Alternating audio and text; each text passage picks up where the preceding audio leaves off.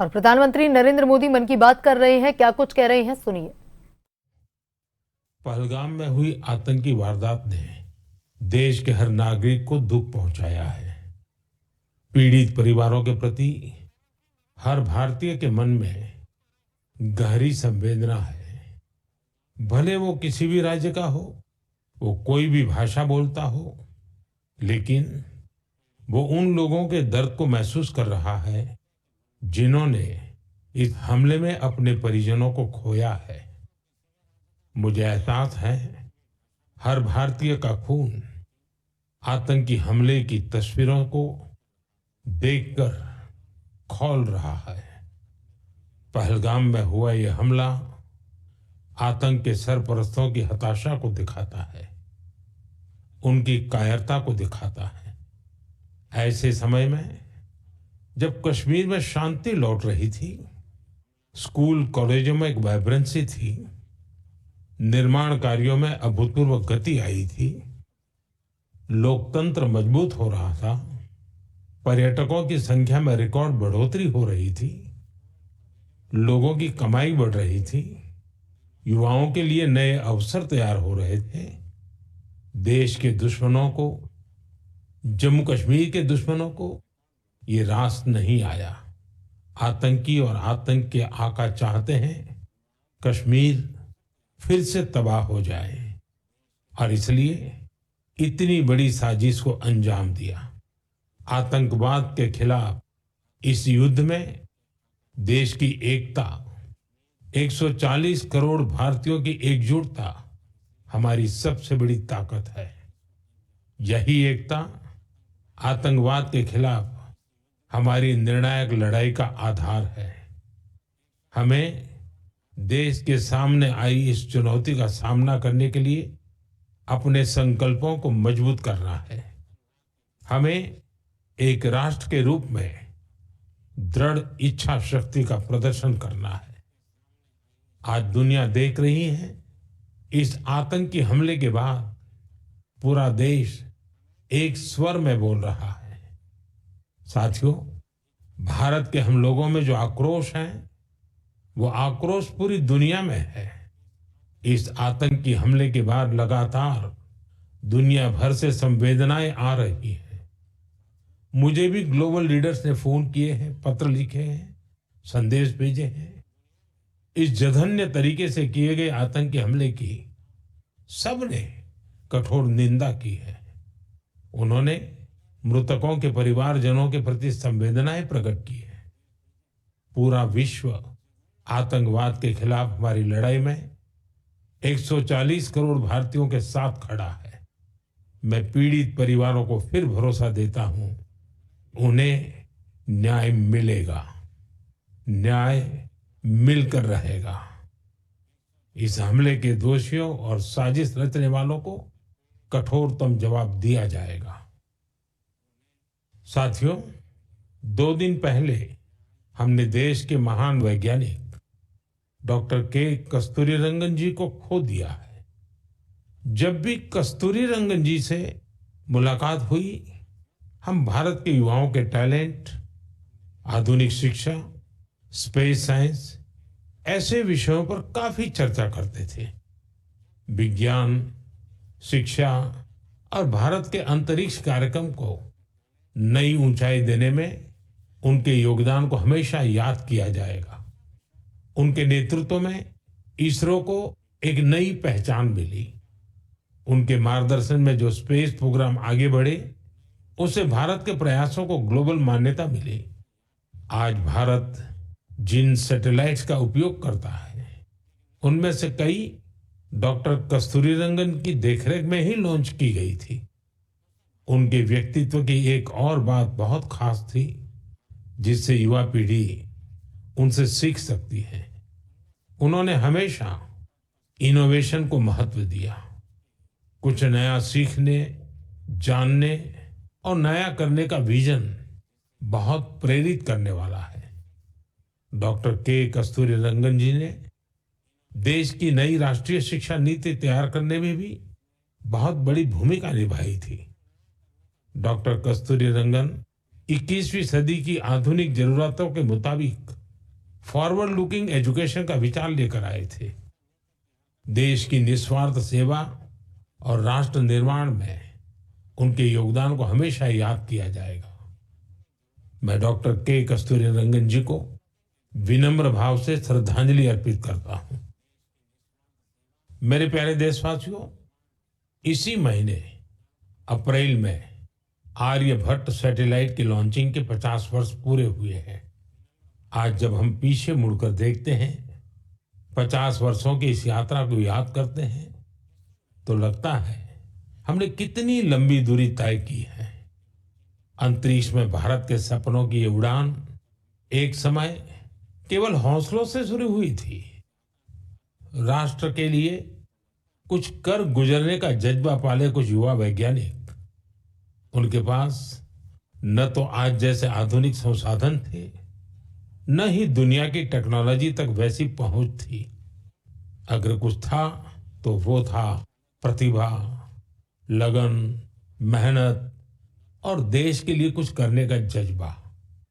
बैलगाड़ियों और साइकिलों पर क्रिटिकल इक्विपमेंट को खुद लेकर जाते हमारे वैज्ञानिकों की तस्वीरों को आपने भी देखा होगा। उसी लगन और राष्ट्र सेवा की भावना का नतीजा है कि आज इतना कुछ बदल गया है। आज भारत एक ग्लोबल स्पेस पावर बन चुका है। हमने एक साथ 104 सैटेलाइट का लॉन्च करके रिकॉर्ड बनाया है। हम चंद्रमा के साउथ पोल पर पहुंचने वाले पहले देश बने हैं। भारत ने मार्स ऑर्बिटर मिशन लॉन्च किया है और हम आदित्य L1 मिशन के जरिए सूरज के काफी करीब तक पहुंचे हैं। आज भारत पूरी दुनिया में सबसे ज्यादा कॉस्ट इफेक्टिव लेकिन सक्सेसफुल स्पेस प्रोग्राम का नेतृत्व कर रहा है। दुनिया के कई देश अपनी सैटेलाइट्स और स्पेस मिशन के लिए इसरो की मदद लेते हैं।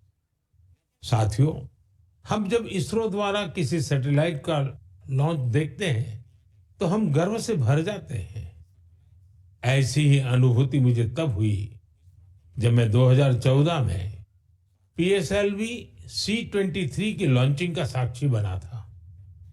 2019 में चंद्रयान-2 की लैंडिंग के दौरान भी मैं बेंगलुरु के इसरो सेंटर में मौजूद था। उस समय चंद्रयान को वो अपेक्षित सफलता नहीं मिली थी। तब वैज्ञानिकों के लिए वो बहुत मुश्किल घड़ी थी, लेकिन मैं अपनी आंखों से वैज्ञानिकों के धैर्य और कुछ कर गुजरने का जज्बा भी देख रहा था। और कुछ साल बाद पूरी दुनिया ने भी देखा कैसे उन्हीं वैज्ञानिकों ने चंद्रयान-3 को सफल करके दिखाया। साथियों, अब भारत ने अपने स्पेस सेक्टर को प्राइवेट सेक्टर के लिए भी ओपन कर दिया है। आज बहुत से युवा स्पेस स्टार्टअप में नए झंडे लहरा रहे हैं। 10 साल पहले इस क्षेत्र में सिर्फ एक कंपनी थी, लेकिन आज देश में 350 से ज्यादा स्पेस स्टार्टअप काम कर रहे हैं। आने वाला समय स्पेस में बहुत सारी नई संभावनाएं लेकर आ रहा है। भारत नई ऊंचाइयों को छूने वाला है। देश गगनयान, स्पेडेक्स और चंद्रयान-4 जैसे कई अहम मिशन की तैयारियों में जुटा है। हम वीनस ऑर्बिटर मिशन और मार्स लैंडर मिशन पर भी काम कर रहे हैं। हमारे स्पेस साइंटिस्ट अपने इनोवेशन से देशवासियों को नए गर्व से भरने वाले हैं। साथियों, पिछले महीने म्यांमार में आए भूकंप की खौफनाक तस्वीरें आपने जरूर देखी होगी। भूकंप से वहां बहुत बड़ी तबाही आई। मलबे में फंसे लोगों के लिए एक एक सांस, एक एक पल कीमती था। इसलिए भारत ने म्यांमार के हमारे भाई बहनों के लिए तुरंत ऑपरेशन ब्रह्मा शुरू किया। एयरफोर्स के एयरक्राफ्ट से लेकर नेवी के शिप्स तक म्यांमार की मदद के लिए रवाना हो गए। वहां भारतीय टीम ने एक फील्ड हॉस्पिटल तैयार किया। इंजीनियरों की एक टीम ने अहम इमारतों और इंफ्रास्ट्रक्चर्स को हुए नुकसान का आकलन करने में मदद की। भारतीय टीम ने वहां कंबल, टेंट, स्लीपिंग बैग, दवाइयां, खाने पीने के सामान के साथ ही और भी बहुत सारी चीजों की सप्लाई की। इस दौरान भारतीय टीम को वहां के लोगों से बहुत सारी तारीफ भी मिली।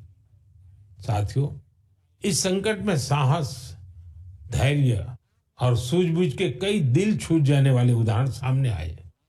भारत की टीम ने 70 वर्ष से ज्यादा उम्र की एक बुजुर्ग महिला को बचाया, जो मलबे में 18 घंटों से दबी हुई थी।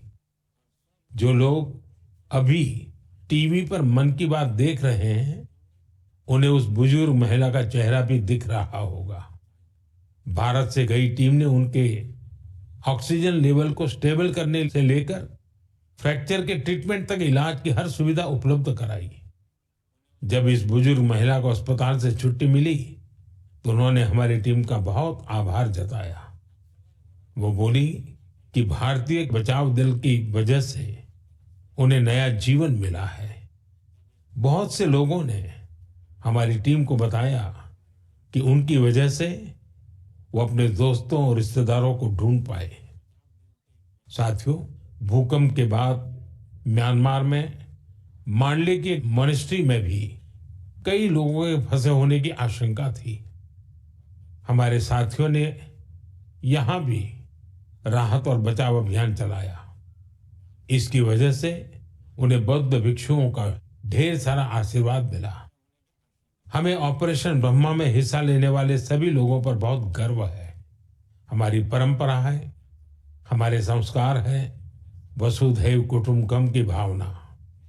पूरी दुनिया एक परिवार है। संकट के समय विश्व मित्र के रूप में भारत की तत्परता और मानवता के लिए भारत की प्रतिबद्धता हमारी पहचान बन रही है। साथियों, मुझे अफ्रीका के इथियोपिया में प्रवासी भारतीयों के एक अभिनव प्रयास का पता चला है। इथियोपिया में रहने वाले भारतीयों ने ऐसे बच्चों को इलाज के लिए भारत भेजने की पहल की है जो जन्म से ही हृदय की बीमारी से पीड़ित हैं। ऐसे बहुत से बच्चों की भारतीय परिवारों द्वारा आर्थिक मदद भी की जा रही है। अगर किसी बच्चे का परिवार पैसे की वजह से भारत आने में असमर्थ है तो इसका भी इंतजाम हमारे भारतीय भाई बहन कर रहे हैं। कोशिश ये है कि गंभीर बीमारी से जूझ रहे इथियोपिया के हर जरूरतमंद बच्चे को बेहतर इलाज मिले। प्रवासी भारतीयों के इस नेक कार्य को इथियोपिया में भरपूर सराहना मिल रही है। आप जानते हैं कि भारत में मेडिकल सुविधाएं लगातार बेहतर हो रही है। इसका लाभ दूसरे देश के नागरिक भी उठा रहे हैं। साथियों, कुछ ही दिन पहले भारत ने अफगानिस्तान के लोगों के लिए बड़ी मात्रा में वैक्सीन भी भेजी है। ये vaccine rabies, tetanus, hepatitis B और इन्फ्लुएंजा जैसी खतरनाक बीमारियों से बचाव में काम आएगी। भारत ने इसी हफ्ते नेपाल के आग्रह पर वहां दवाइयां और वैक्सीन की बड़ी खेप भेजी है। इनसे थैलेसीमिया और सिकल सेल डिसीज के मरीजों को बेहतर इलाज सुनिश्चित होगा। जब भी मानवता की सेवा की बात आती है तो भारत हमेशा इसमें आगे रहता है और भविष्य में भी ऐसी हर जरूरत में हमेशा आगे रहेगा।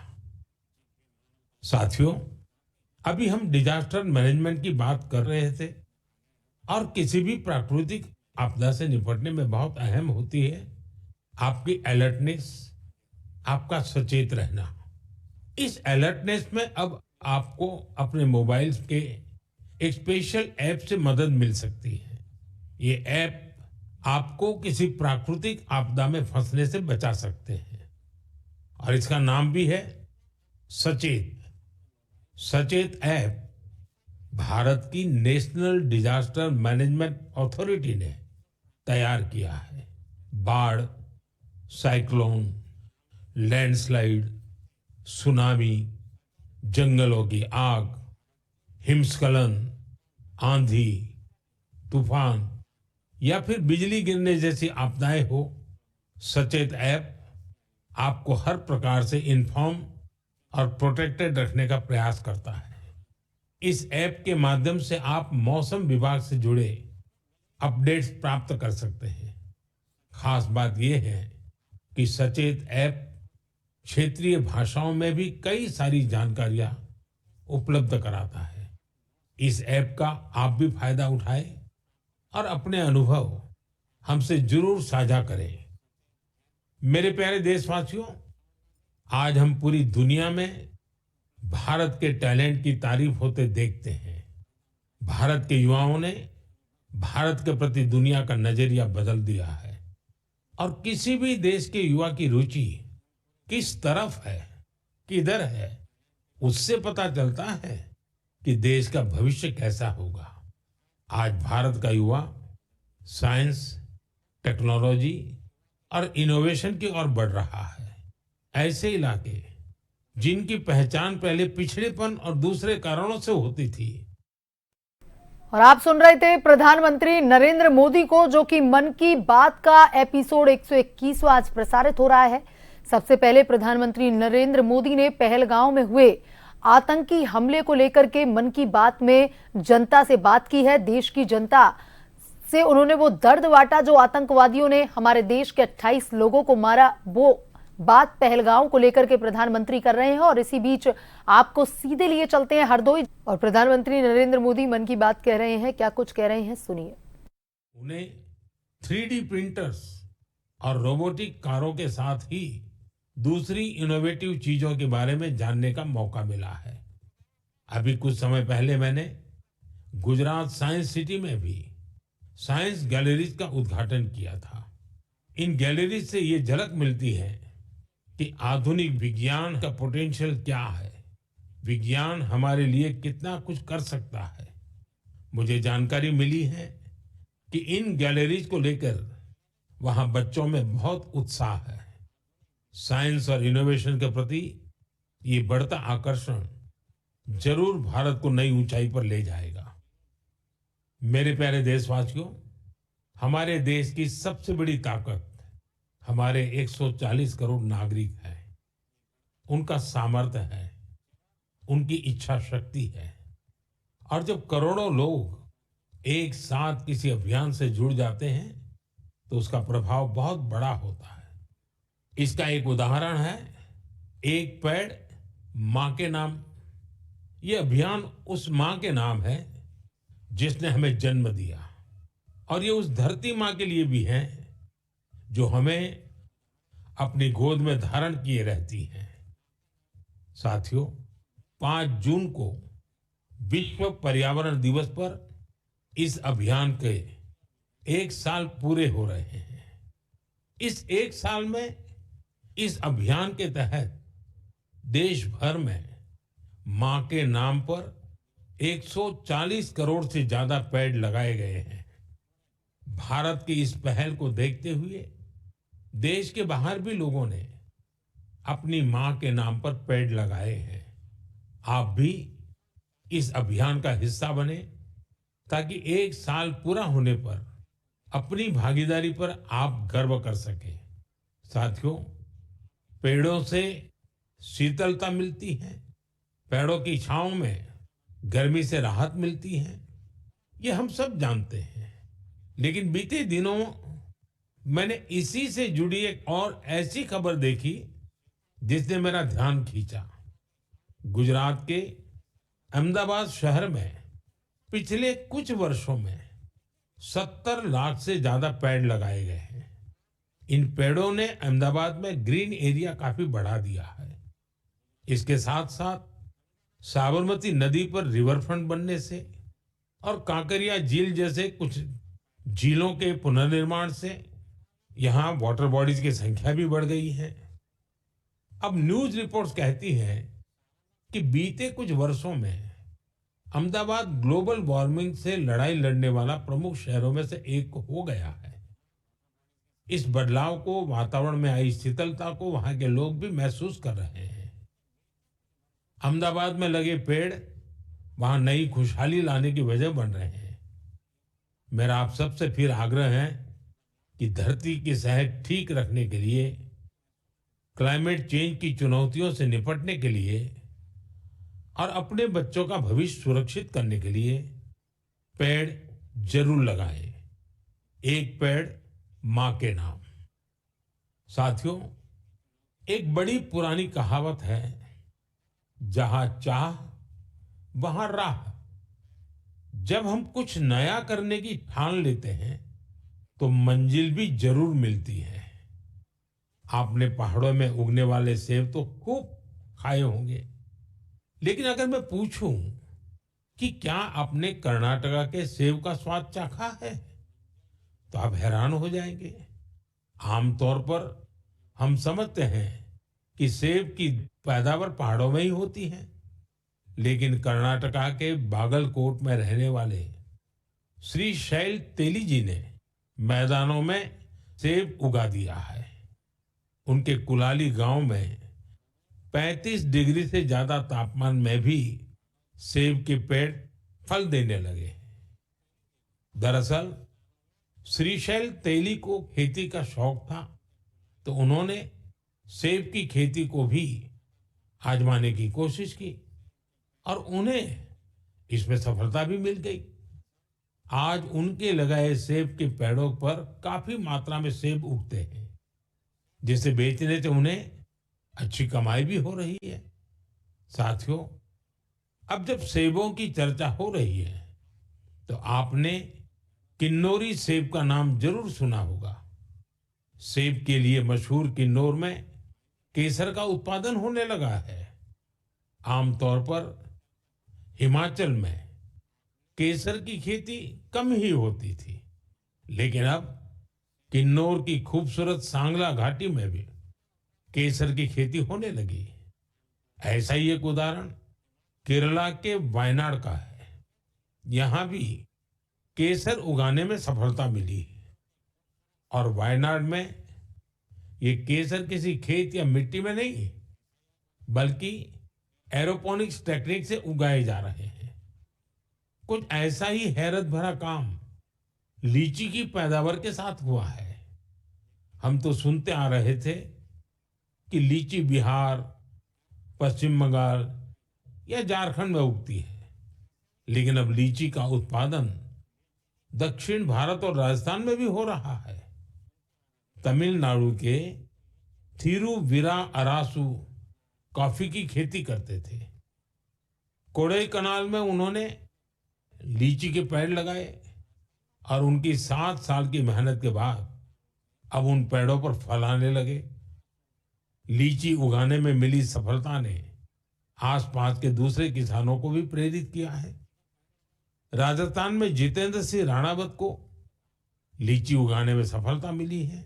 ये सभी उदाहरण बहुत प्रेरित करने वाले हैं। अगर हम कुछ नया करने का इरादा कर लें और मुश्किलों के बावजूद डटे रहें, तो असंभव को भी संभव किया जा सकता है। मेरे प्यारे देशवासियों, आज अप्रैल का आखिरी रविवार है। कुछ ही दिनों में मई का महीना शुरू हो रहा है। मैं आपको आज से करीब 108 साल पहले लेकर चलता हूं। साल 1917।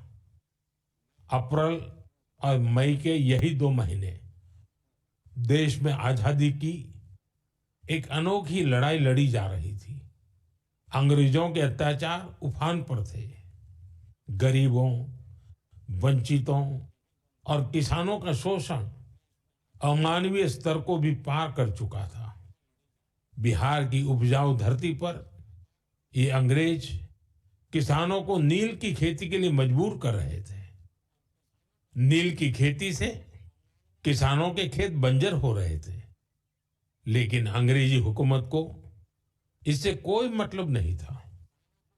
ऐसे हालात में 1917 में गांधी जी बिहार के चंपारण पहुंचे हैं। किसानों ने गांधी जी को बताया, हमारी जमीन मर रही है, खाने के लिए अनाज नहीं मिल रहा है।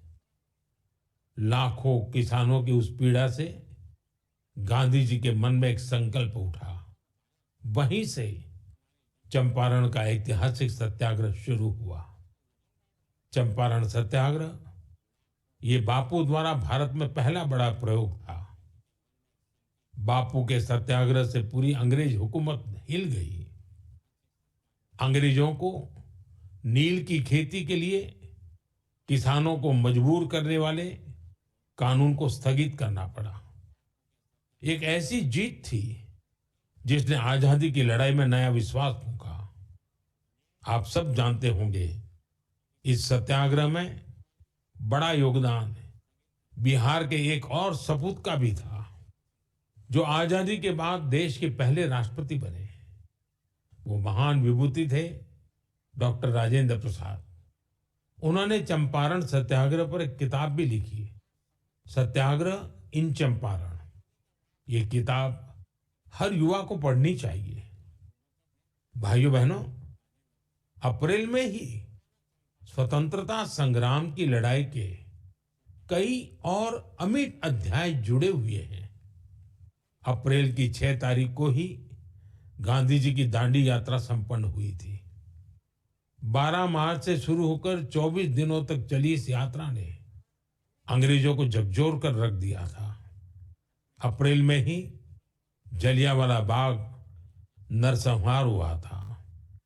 पंजाब की धरती पर इस रक्त रंजित इतिहास के निशान आज भी मौजूद है। साथियों, कुछ ही दिनों में 10 मई को प्रथम स्वतंत्रता संग्राम की वर्षगांठ भी आने वाली है। आजादी की उस पहली लड़ाई में जो चिंगारी उठी थी, वो आगे चलकर लाखों सेनानियों के लिए मशाल बन गई। अभी 26 अप्रैल को हमने 1857 की क्रांति के महान नायक बाबू वीर कुंवर सिंह जी की पुण्यतिथि भी मनाई है। बिहार के इन महान सेनानी से पूरे देश को प्रेरणा मिलती है।